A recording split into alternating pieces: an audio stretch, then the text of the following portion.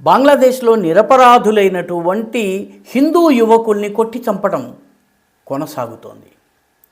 హిందూ యువకులు చేసినటువంటి ఏకైక పాపం ఏంటంటే హిందువులుగా పుట్టడము, హిందువులుగా పుట్టడమే కాకుండా హిందూ ధర్మాన్ని ఆచరించటము, తమ హిందూ ధర్మం విషయంలో స్వాభిమానంతో వ్యవహరించటం. ఈ ఒక్క కారణం చేత దీపు చంద్ర దాస్ని కొట్టి చంపేశారు.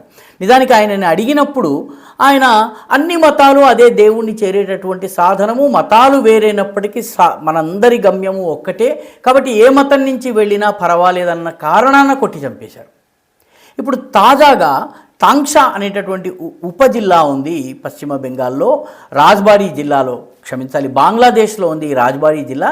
ఈ రాజ్బారీ జిల్లాలో అమృత్ మండల్ అనేటటువంటి యువకుణ్ణి కేవలము హిందువైన కారణాన, హిందూ మతాన్ని పాటిస్తున్న కారణాన, హిందువుగా జీవించినందుకు గర్విస్తున్న కారణాన కొట్టి చంపడం జరిగింది.